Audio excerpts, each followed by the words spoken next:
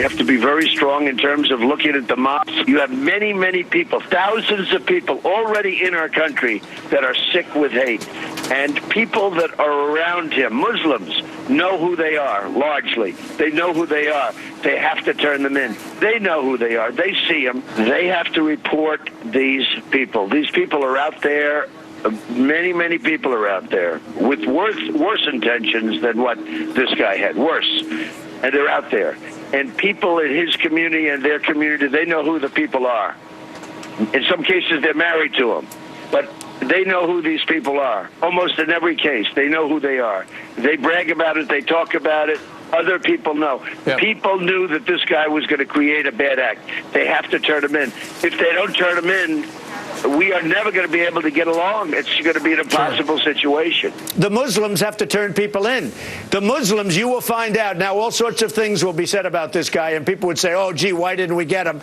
They have to turn people in. You're going to find out with this savage that did this horrible thing over the weekend that many people said, oh, I knew that was going to happen. They've got to report him because the Muslims are the ones that see what's going on. The Muslims are the ones that have to report him. And if they don't report him, then there have to be consequences to them. All right, Mr. Trump, as always, we thank you for making the time on a busy day. All right, Mr. Trump. Yes, thank you, sir. That was absolutely a totally normal thing for a presidential candidate to say. Night, night. See you later. Thanks. The Republican candidate for president is now insisting repeatedly that Muslims as a community in this country are the guilty ones because of this terrorist attack. There must be consequences for the Muslim community as a whole because the Muslim community is knowingly harboring terrorists. Muslims know this stuff is going to happen before it happens. The entire community is guilty. There must be consequences for that community because of it.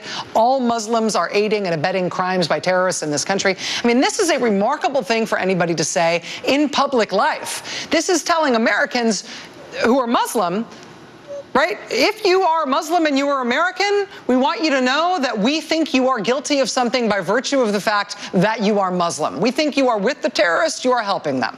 If you're not a Muslim in this country and you come across a Muslim in this country, you should think that that person is guilty and in cahoots with the terrorists by virtue of the fact that they are a Muslim. I mean, what he is arguing here, that the Muslim community has been aiding and abetting terrorist attacks, and they're aiding and abetting and covering up the next one that's about to happen.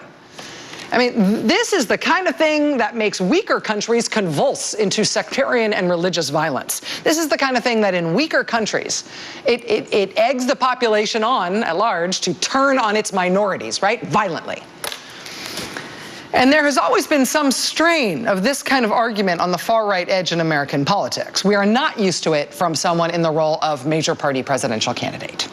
And we do not yet know how the country as a whole is going to respond to what Donald Trump has been calling for in the wake of the Orlando massacre.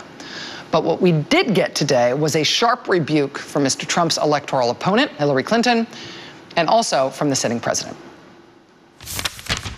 What Donald Trump is saying is shameful. It is disrespectful to the people who were killed and wounded and their families.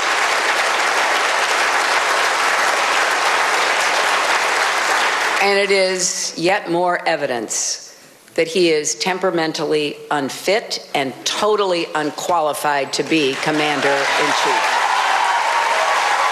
It was one thing when he was a reality TV personality, you know, raising his arms and yelling, "You're fired." It is another thing altogether when he is the Republican Party's presumptive nominee for president. We are now seeing how dangerous this kind of mindset and this kind of thinking can be. We're starting to see where this kind of rhetoric and loose talk and sloppiness about who exactly we're fighting, where this can lead us. We now have proposals from the presumptive Republican nominee for president of the United States to bar all Muslims from emigrating to America. We hear language that singles out immigrants and suggests entire religious communities are complicit in violence. Where does this stop? The Orlando killer one of the San Bernardino killers, the Fort Hood killer, they were all U.S. citizens. Are we going to start treating all Muslim Americans differently? Are we going to start subjecting them to special surveillance? Are we going to start discriminating against them because of their faith? We've heard these suggestions during the course of this campaign. Do Republican officials actually agree with this? President Obama today making remarks after a meeting with his national security staff and a briefing about the Orlando massacre. And it is interesting to see the sitting president and the Democratic nominee tracking so closely in terms of the way they're responding to the events of this weekend, and also tracking so closely in their criticism of Donald Trump. We've never really had a sitting president who is both so popular and so aligned with his party's nominee to succeed him that on the campaign trail, they're able to do a 1-2 punch, right? They're able to work in concert together on the same issues. But we're definitely seeing that now with Obama and Clinton. We don't yet know how it's going to work, but this is what it's going to look like for the next 5 months. A new Bloomberg Politics poll is out tonight, head-to-head nationwide, Hillary Clinton versus Donald Trump. Now, it's interesting. This poll was taken half before the Orlando massacre and half after. And the overall top-line results are very good news for Democrats. Hillary Clinton leading Donald Trump nationwide by 12 points now. But if you look at the internals of that poll and some of the questions other than who you're going to vote for president, there are some shaky signs about how the country is going to respond to this massacre, to this catastrophe in Florida. After the massacre happened this weekend, in the middle of taking this poll, pollsters started asking their respondents this question. Quote, if a situation similar to the Orlando shootings were to happen a year from now, would you have more confidence in Hillary Clinton or Donald Trump to deal with it as presidents? Respondents picked Donald Trump by 4 points.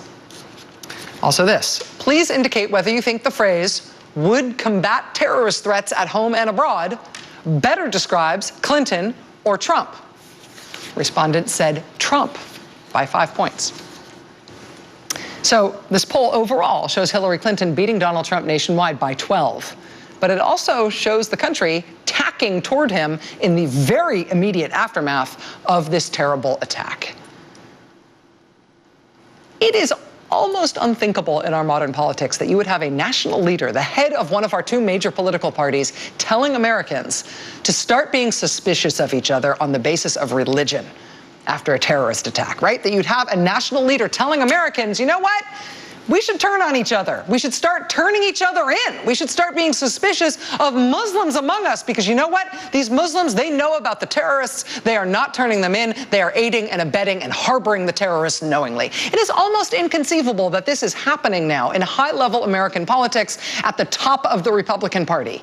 And you see the rebuke and the backlash against that from Clinton and Obama, who are so opposed to Donald Trump as the Republicans' nominee. And that's politics. But for us as a country, among the American voting public, maybe what Donald Trump is doing is working.